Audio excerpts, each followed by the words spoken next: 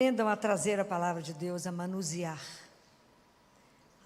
a palavra. Isso aqui é um tesouro que nós temos. Aprendam a ter amor à palavra. Muito bem. Essas leituras, tanto do Antigo Testamento, foi Moisés, como foi Tiago, e o Evangelho, faz uma linha só. Uma linha. Mas para que a gente possa aprender junto, aprender. Então, Jesus, no Evangelho de Marcos, quando ele vai falar ele está numa discussão com os fariseus, e ele fala algumas frases que eu quero que vocês risquem. Mas quando ele fala essa frase, ele fala inclusive no imperativo, porque ele não estava falando para os apóstolos lá naquele momento. Ele está falando para mim, para você hoje. Ele fala assim: ouvi-me todos e entendei. Ouvi-me. Abra o ouvido. A gente, na verdade, escuta com o coração, né? Mais do que com o ouvido. Ouvi-me. Todas as leituras de domingo trazia para nós uma orientação da palavra. Então, Moisés, em Deuteronômio, mostra da alegria de Israel, por ser um povo que eram tribos nômades, e de repente Deus fez desse povo uma nação, reuniu com esse povo, escolheu, deu as normas, para que eles pudessem viver bem, concedeu a sabedoria, para quê? Para que a gente possa viver bem, morrer bem. Então ele orientou esse povo.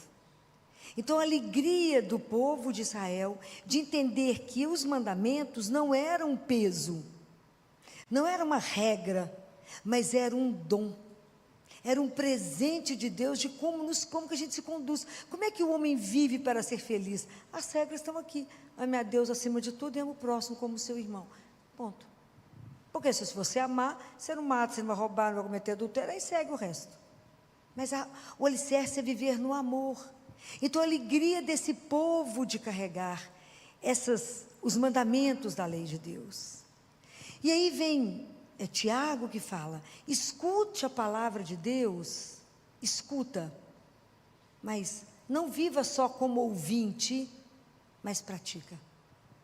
Essa é a grande diferença da nossa vida, porque quando Jesus fala dessa forma, ouvi-me todos, ele fala, não é não há nada no exterior do homem que possa torná-lo impuro, mas é o que sai de dentro de nós, é o que está guardado no nosso coração, é aqui que a coisa é armazenada. Então quando Tiago fala essas coisas, não seja só meros ouvintes, mas pratique. O que Jesus está querendo nos chamar a atenção aqui? Que nós corremos um risco imenso.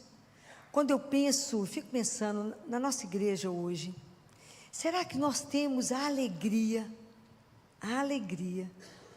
de vermos como um dom, como um presente de Deus, ter recebido a palavra, ter recebido a orientação dos mandamentos de Deus?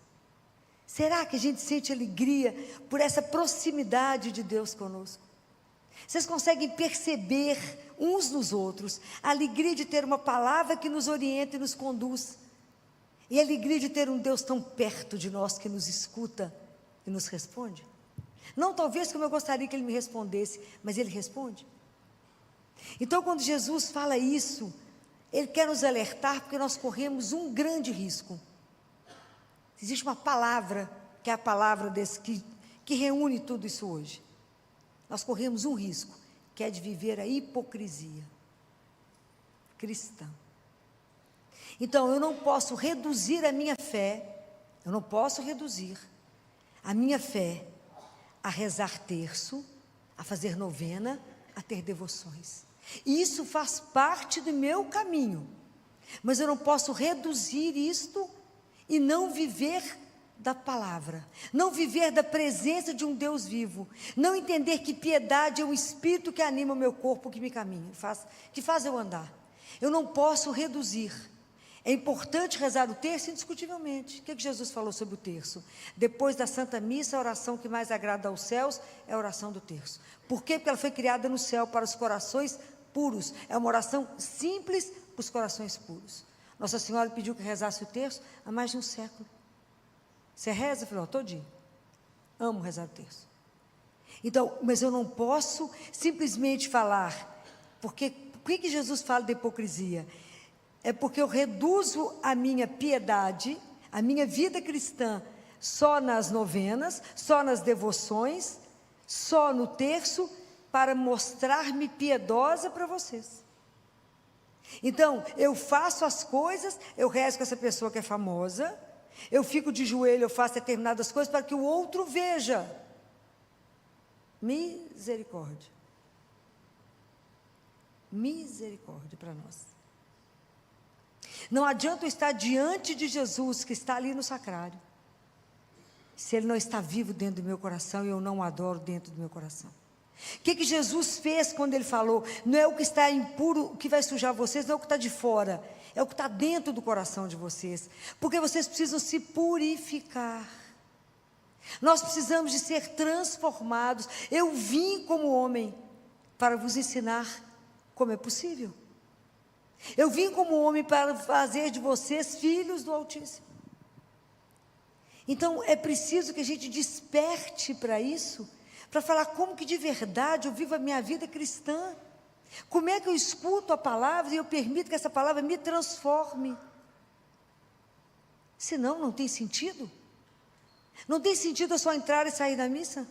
Se aquela palavra não mexeu comigo, se quando eu escutei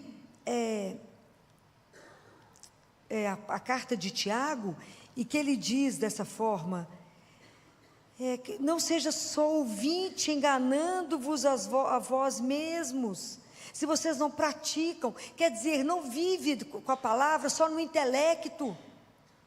Permita que a verdade te transforme. Permita isso. Permita ser transformado pela palavra de Deus. Enquanto a palavra estiver só no intelecto, só na inteligência, ela não te transformar, não gerar vida em você, não mudar você, tem alguma coisa errada. É como se a gente ficasse impermeabilizado à palavra de Deus. Eu venho aqui, escuto, mas isso não me transforma, então tem alguma coisa errada. Você não fez o encontro com aquele que te quebra, porque ele, quando ele nos olha, nos quebra. De ter alegria de saber que essa palavra me orienta, que ela me conduz, que ela me purifica. Por isso que Jesus falou para os discípulos, lá em João 15, ele fala, vocês já estão puros por causa da palavra. Nós escutamos, mas ela não entra. Então eu preciso pedir a Deus esse dom, para permitir ser transformado pela palavra. Então nós temos que ter muito cuidado com a nossa hipocrisia cristã. De verdade, eu tenho que viver, por isso que Jesus fala, é o que está dentro. O meu coração é que tem que ser transformado. Nós temos que adorar a Deus em espírito e verdade. Não foi isso que Jesus falou para a samaritana? Quer que adorar em espírito a Deus? É adorar dentro do meu coração, amá-lo com todas as minhas forças. É estar e ter a consciência de um Deus que habita em mim. O dia que eu tivesse consciência. Que eu ando na presença de Deus vivo. Gente, isso é algo escandaloso. Quando Moisés falava com o povo lá de Israel, que ditosos somos nós somos um povo feliz, porque Deus nos permitiu conhecer a sua santíssima vontade. Qual nação tem um Deus tão próximo de nós? Ele falava. E hoje nós podemos dizer a mesma coisa? Que povo é esse que tem um Deus tão perto? Aonde ele está perto? Aonde, gente? Aonde Deus está perto? Aonde vocês encostam nele, gente? Na Eucaristia. Se tivéssemos consciência que é Deus vivo. Nós encostamos em Deus vivo que se desmancha em nós. Isso é uma coisa louca. Porque o amor é feito para morrer, né? Desmanchando. Ele se desmancha em nós. Esse é algo impressionante. Olha o que São João Boaventura falou. Ele fala, meu Senhor, como te passou pela cabeça, meu filho, entrar na latrina imunda do meu corpo? Como é que o Senhor resolveu fazer isso? Sim, Ele entra na nossa miséria. Ele faz isso com consciência e faz para nos compenetrar, para nos purificar. Como é que nós podemos ser purificados? Sedes puro, né? Somente os puros de coração verão a Deus. É isso, é para nos purificar, para vê-lo.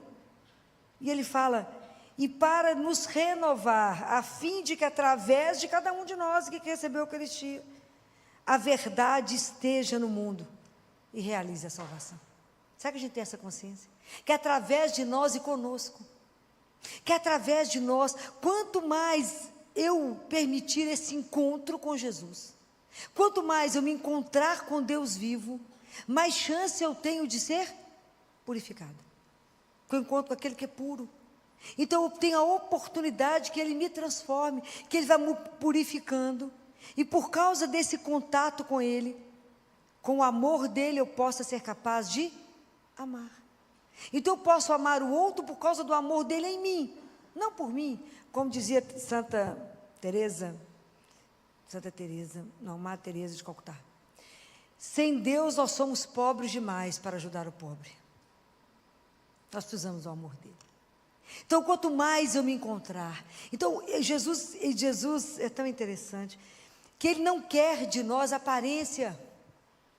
Não adianta eu fazer atos externos sem ter uma conversão no meu coração. Porque os homens podem ver vocês rezando o rosário, fazendo milhões de devoções, fazendo todas as novenas que estão aí, e os homens falaram, uau, essa pessoa é santa, um santo.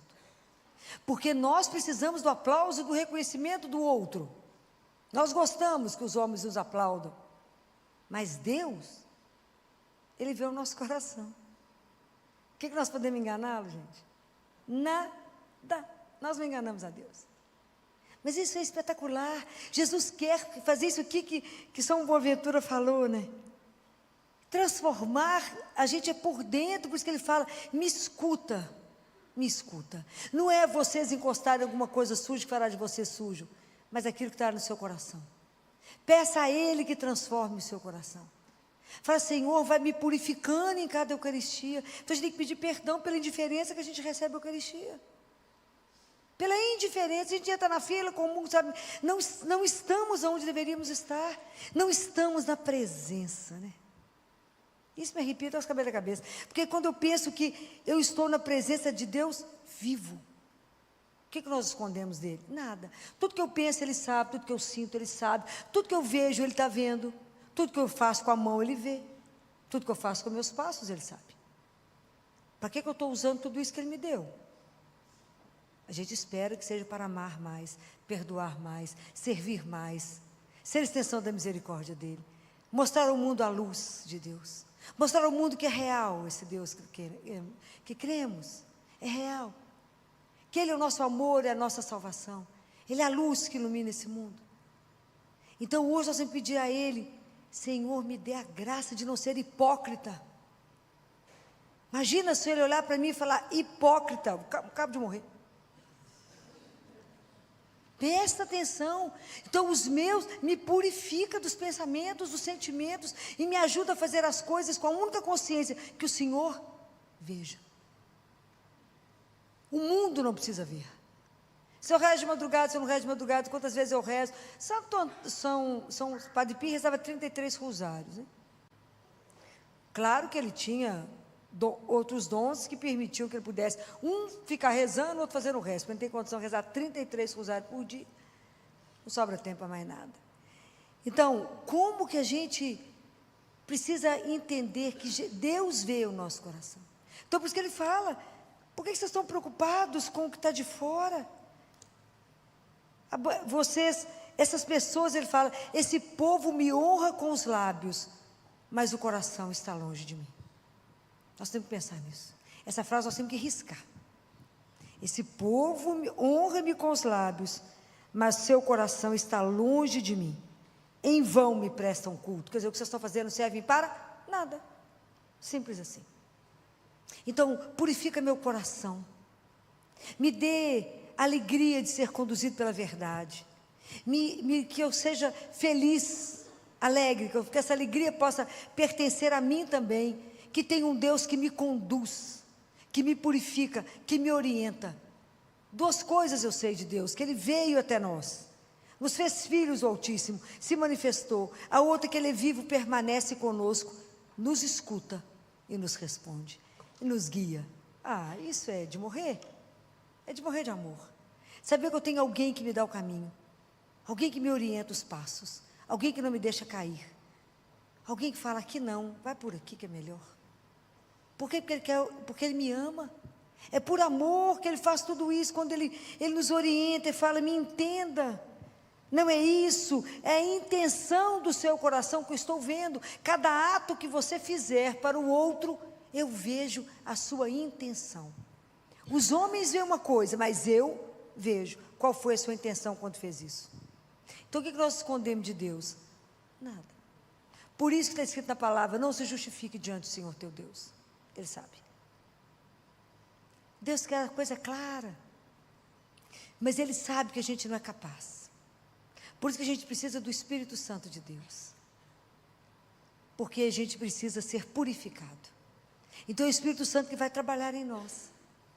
Eu aprendi uma coisa tão linda, que eu queria compartilhar com vocês, que está escrito no Salmo 23, que é quando Davi foi ungido. E que quando Davi foi ungido por um profeta, Davi era filho de Jessé, e ele foi lá para ungir o rei, o novo rei que ia substituir. E aí ele ficou encantado com um dos filhos de Jessé, que era um homem grande, alto, bonito. Deus falou para o profeta: você está pensando que esse, não? Só é grande, o coração dele não é bom, não. É outro. É Davi, mas pequenininho, lindo, dos olhinhos azuis, lindo. Ficava tocando a harpa, cuidando das ovelhas.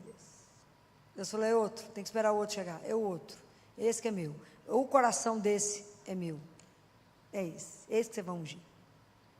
E por que unge com o óleo? É tão bonito isso, gente.